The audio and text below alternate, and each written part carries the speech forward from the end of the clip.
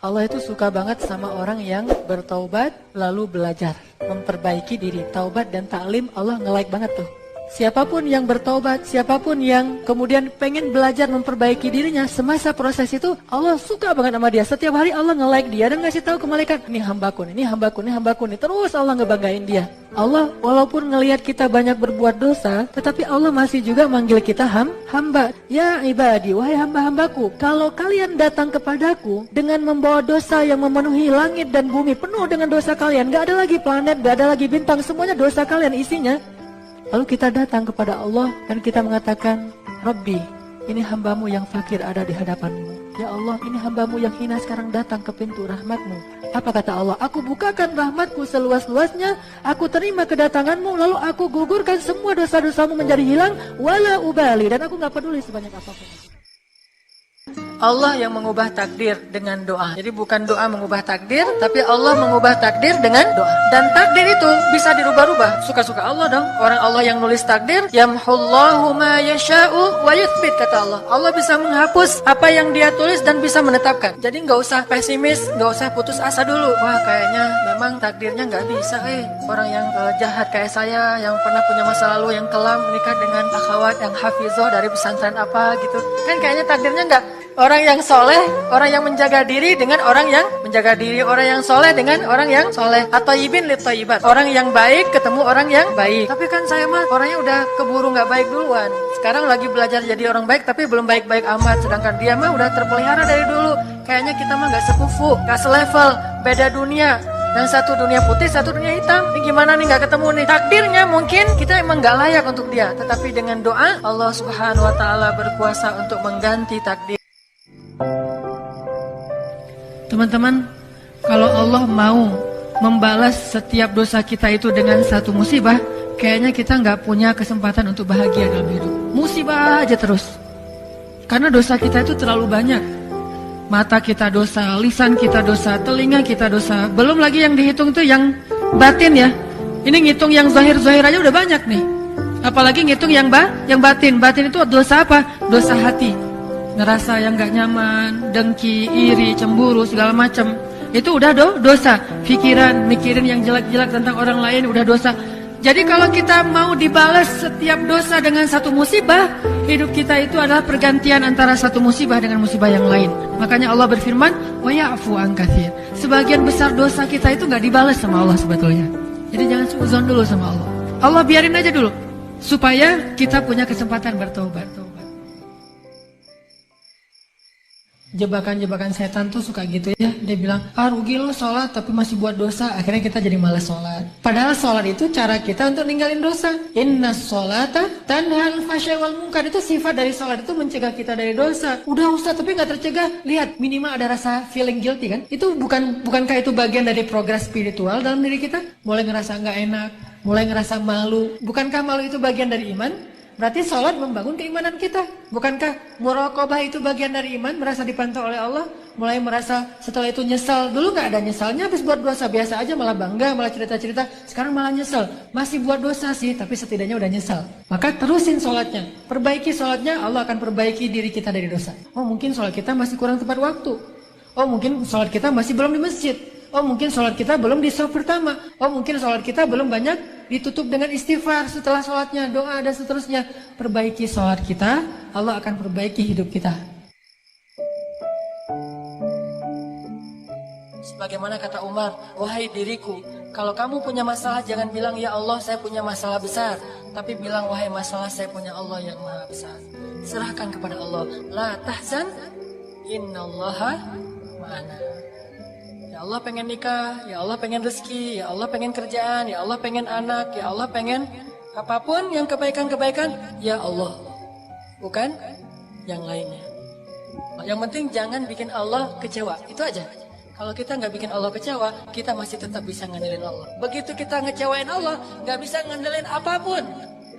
Kalau kita mengandalkan Allah, maka Allah akan menggunakan segalanya untuk kebaikan kita. Kalau kita nggak bisa mengandalkan Allah, maka kita kehilangan segalanya. Sehingga ulama bilang, siapa yang mendapatkan Allah, dia mendapatkan segalanya. Siapa yang kehilangan Allah, dia kehilangan segalanya.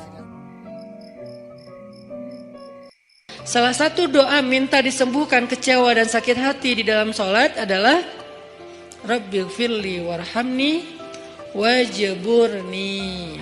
Kalimat wajburni. Selama ini kita baca enggak? Tahu artinya? Hampir.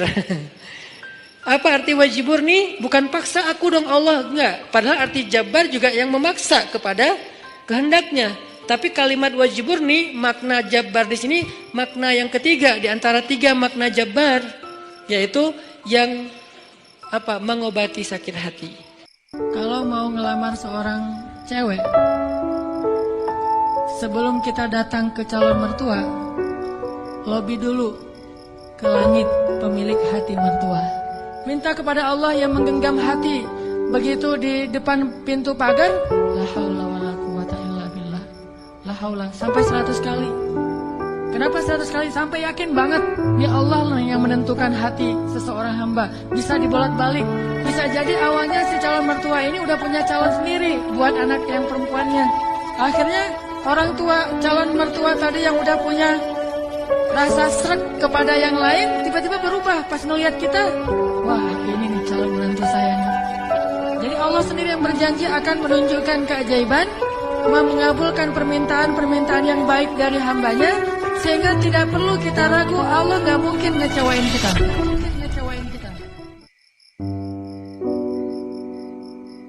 Ternyata ciri yang paling jelas orang yang imannya baik adalah sabarnya. Makin baik imannya, harusnya makin kuat kesabarannya. Jadi orang yang paling beriman itu tidak dilihat dari wawasan agamanya. Itu lebih kepada orang yang berwawasan luas, yang ilmunya banyak. Tapi belum tentu orang yang wawasannya luas adalah orang yang paling baik imannya. Belum tentu. Bukankah iblis itu wawasannya luas? Dia mengerti banyak hal yang bahkan kita nggak ngerti. Iblis ngerti tentang dunia di langit. Iblis mengerti tentang alam yang ada di surga, alam yang ada di akhirat. Iblis tahu, bahkan udah masuk surga. Jadi ilmu iblis lebih banyak daripada kita sekarang. Tapi kenapa iblis malah tidak sebanding antara ilmunya, wawasannya dengan ketakwaan dan kesolehannya? Karena iblis tidak sabar dengan sebuah ujian. Ujian iblis apa? Eksis. Mana jodoh saya kok nggak muncul-muncul? Sabar aja. Pertama saya suruh sabar, nanti setelah itu saya suruh cepet-cepet. Pertama sabar aja lah gitu. Kenapa? Kalau jodoh kita belum muncul, berarti Allah sedang mendandan dia di taman surga. Dan kalau kita sampai mati dalam kesabaran, jodoh kita nggak muncul-muncul juga, berarti kita ingin segera dipertemukan dengan jodoh kita yang abadi, yang lebih cantik, yang paling keren banget, yang luar biasa, yang kalau dia muncul di dunia, maka cahaya matahari itu akan hilang gara-gara cahaya dia.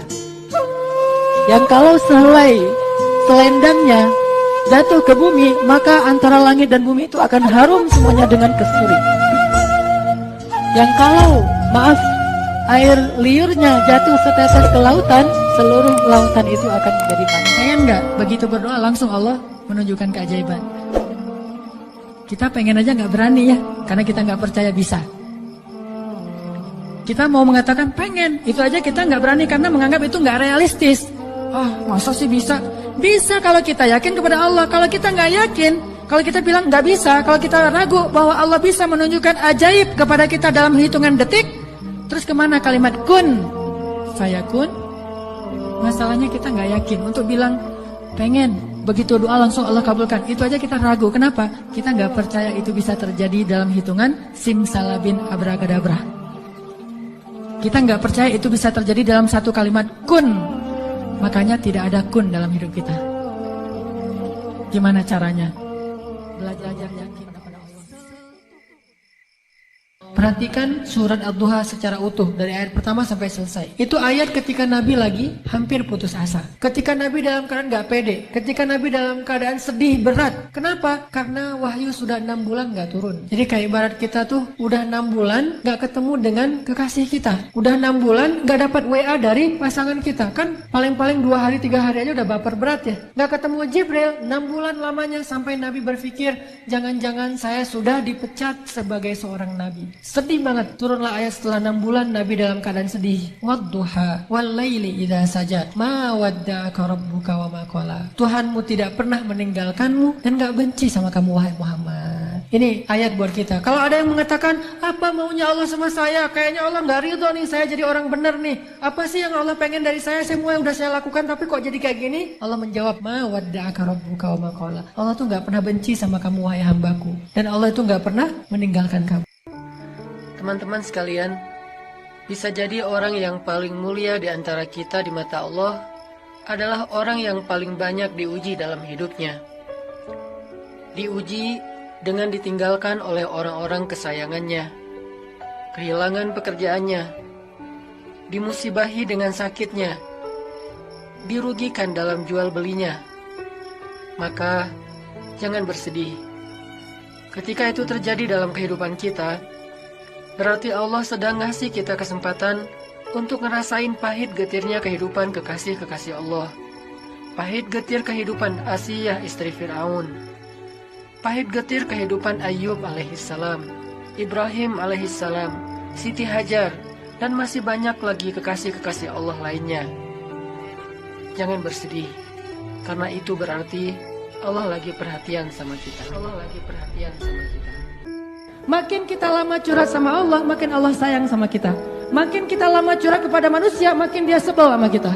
Bayangin kita telepon teman kita, baru juga 10 menit, maaf ya udah lowbat.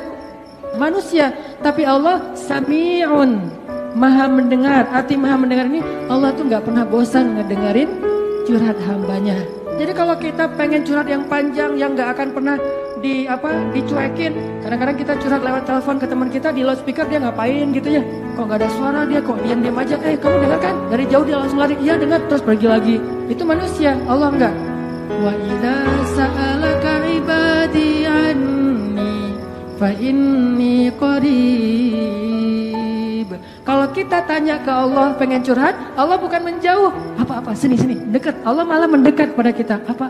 Wahai hambaku ada apa? Kalau teman kita menjauh, kalau Allah mendekat, coba. Sami'un qaribun. Apa mahar kita untuk istri kita atau untuk suami kita sebelum kita ketemu dia? Mahar kita itu adalah jaga diri. Apa kata Nabi?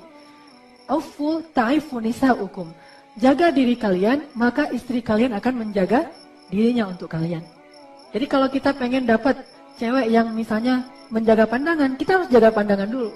Kalau kita pengen dapat cewek yang pemalu, kita harus punya sifat malu. Kalau kita pengen dapat cewek yang orangnya cerdas, kita harus banyak belajar. Kita pengen dapat cewek itu yang benar-benar ideal menurut kita, kita juga harus memperbaiki diri kita supaya ideal. Jadi at-tayyibin lit-tayyibat. Orang-orang yang baik itu ketemunya dengan yang baik. Jadi gimana kita ngebayangin calon pasangan kita? Maka kita harus mulai diri kita dulu untuk menjadi seperti itu. Insya Allah Allah akan mempertemukan demikian. Kenapa? Al-jaza min jinsil amal. Balasan itu tergantung jenis amal.